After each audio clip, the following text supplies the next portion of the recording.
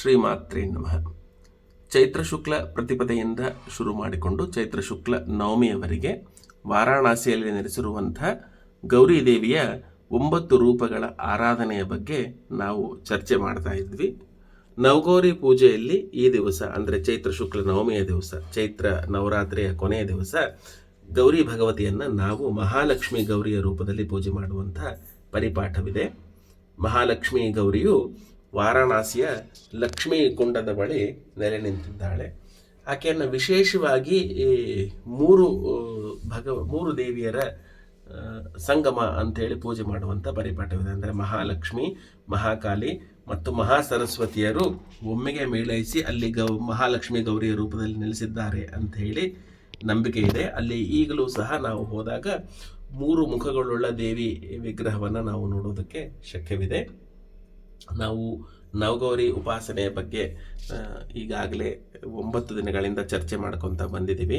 ನವಗೌರಿ ಸ್ತೋತ್ರ ಮತ್ತು ಆಯಾ ದಿವಸ ಹೇಳಿಕೊಳ್ಳಬೇಕಾದಂಥ ವಿಶಿಷ್ಟವಾದಂಥ ಗೌರಿ ಸ್ತೋತ್ರ ಮಂತ್ರಗಳ ಬಗ್ಗೆ ತಮ್ಮೊಂದಿಗೆ ಚರ್ಚೆ ಮಾಡಿಕೊಂಡು ಬಂದಿದ್ದೆ. ಈಗ ಮಹಾಲಕ್ಷ್ಮಿ ಗೌರಿಯ ಸ್ತೋತ್ರವನ್ನು ನಾನು ನಿಮ್ಮೊಂದಿಗೆ ಹಂಚಿಕೊಳ್ತೇನೆ. ಲಕ್ಷ್ಮೀ ರೂಪಾಂ ಮಹಾದೇವಿಂ ಸರ್ವೈಶ್ವರ್ಯಪ್ರದಾಯಿನಿಂ ನಮಾಮಿ ಮಹಾಲಕ್ಷ್ಮೀಂ ತಾಂ ನವಗೌರಿಂ ಶಿವಪ್ರಿಯಾಂ. ಈ ರೀತಿ ಸ್ತೋತ್ರವನ್ನು ಹೇಳಿಕೊಂಡು ಮಹಾಲಕ್ಷ್ಮಿ ಗೌರಿಯನ್ನು ಪೂಜೆ ಮಾಡಬಹುದು.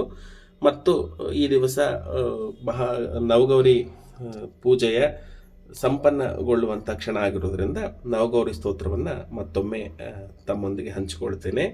ಮುಖ ನಿರ್ಮಾಲಿಕಾ ಗೌರಿ ದೇವಿಂ ಧ್ಯಾಯಾಮಿ ಶಾಶ್ವತಿಂ ಜ್ಯೇಷ್ಠಾ ಗೌರಿಂ ಮಹಾದೇವಿಂ ಸರ್ವಸೌಭಾಗ್ಯದಾಯಿನಿಂ ಸೌಭಾಗ್ಯ ಗೌರಿಂ ಸೌಮ್ಯಾಂಚ ಶೃಂಗಾರ ಗೌರಿಂ ಮನೋಹರಾಂ ವಿಶಾಲಾಕ್ಷಿಂ ಮಹಾಮಾಯಾಂ ದಲಿತಾಂ ಪರಮೇಶ್ವರಿಂ ಭವಾನಿಂ ಭಯಹಂತ್ರಿಂಚ ಮಂಗಳಾಂ ಮಂಗಳಪ್ರದಾಂ ಮಹಾಲಕ್ಷ್ಮೀಂ ಮಹಾದೇವಿಂ ನವಗೌರಿಂ ನಮಾಮ್ಯಹಂ.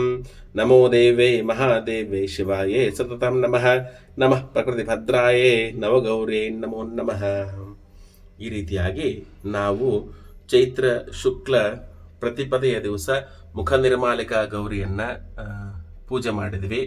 2ನೇ ದಿವಸ ಅಂದರೆ ಬಿದಿಗೆಯ ದಿವಸ ನಾವು ಜ್ಯೇಷ್ಠ ಗೌರಿಯನ್ನು ಪೂಜೆ ಮಾಡಿದ್ವಿ. 3ನೇ ದಿವಸ ನಾವು ಭಗವತಿಯನ್ನು ಸೌಭಾಗ್ಯ ಗೌರಿಯ ರೂಪದಲ್ಲಿ ಪೂಜೆ ಮಾಡಿದ್ವಿ. ಅದಾದ ನಂತರ ಚತುರ್ಥಿಯ ದಿವಸ ನಾವು ಶೃಂಗಾರ ಗೌರಿಯನ್ನು ಪೂಜೆ ಮಾಡಿದ್ವಿ. ಅದಾದ ಮೇಲೆ ಪಂಚಮಿಯಂದು ಶಕ್ತಿಪೀಠ ನಿವಾಸನೆಯಾಗಿರ್ತಕ್ಕಂಥ ಮಣಿಕರ್ಣಿಕೆ ಅಂತಲೂ ಕರೆಯಲ್ಪಡುವಂಥ ವಿಶಾಲಾಕ್ಷಿ ಭಗವತಿಯನ್ನು ಪೂಜೆ ಮಾಡಿದ್ವಿ. 6ನೇ ದಿವಸ ಷಷ್ಠಿಯ ದಿವಸ ನಾವು ಲಲಿತಾ ಪರಮೇಶ್ವರಿಯ ರೂಪವಾದಂಥ ಲಲಿತಾ ಗೌರಿಯನ್ನು ಪೂಜೆ ಮಾಡಿದ್ವಿ. 7ಮೆಯ ದಿವಸ ನಾವು ಭವಾನಿ ಗೌರಿಯ ಪೂಜೆಯನ್ನು ಮಾಡಿ ನಾವು ನಮ್ಮನ್ನು ದುಷ್ಟರಿಂದ ದುಷ್ಟಶಕ್ತಿಗಳಿಂದ ಸಂರಕ್ಷಿಸು ಅಂಥೇಳಿ ಭಗವತಿಯ ಅನನ್ಯ ಕಾರುಣ್ಯವನ್ನು ಬೇಡಿದ್ವಿ.